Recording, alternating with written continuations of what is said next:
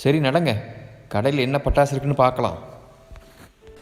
அண்ணே வாங்கண்ணே, நம்ம கடை பட்டாசெல்லாம் நேரடியாக சிவகாசிலேருந்து வந்ததுண்ணே. ஓ அப்படியா, சரிம்மா. எல்லா பட்டாசும் இங்கேயே வாங்கிடலாமா? என்னென்ன பட்டாசுமா இருக்குது?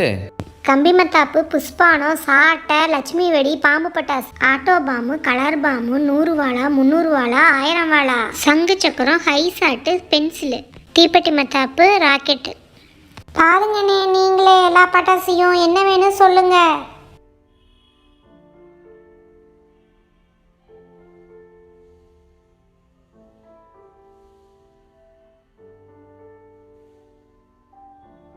அந்த கம்பி மத்தாப்பும் ஒரு புஷ்வானம் பாக்கெட்டும் கொடுமா. அப்பா சங்கு சக்கரம். சரி சரி, அந்த சங்கு சக்கரத்தை ஒன்று கொடுத்துருமா. அப்புறம் இந்த புஷ்வானத்தையும் பாம்பு பட்டாசையும் கொடுத்துருமா. போதுமா அண்ணே?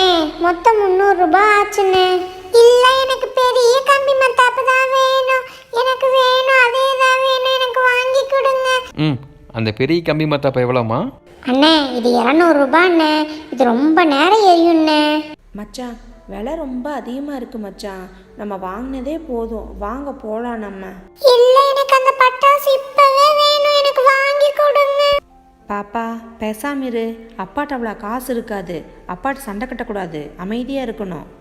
ஜீவா, புள்ள ஆசைப்பட்டு கேட்குது, கடுசாக பேச வேண்டாம். நாம் வாரப்ப தெம்பரத்து அரிசி மண்டியில் மூட்டை இறக்கிறதுக்கு ஆள் சேர்த்திட்டு இருந்தாங்க. எப்படி ஒரு மூட்டைக்கு 2 ரூபா தருவாங்க. நான் போய் ஒரு 100 மூட்டை வலிச்சு போட்டு ஒரு 200 ரூபா வாங்கியாரேன். சரி சாமி, பிள்ளை 2 இறக்கி விடு, அதுக்கு பாட்டுக்கு விளையாடிட்டு இருக்கோம். நான் போயிட்டு வந்துடுறேன்.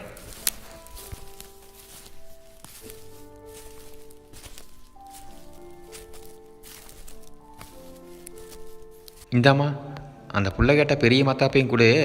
மொத்தம் எவ்வளோச்சு பிள்ளை போடு. அண்ணே பார்த்துக்கங்க, நீங்க கேட்ட பட்டாசெல்லாம் எடுத்து வச்சிருக்கேண்ணே, பேக் பண்ணிடுறேண்ணே. 500 ரூபாய் ஆச்சுண்ணே.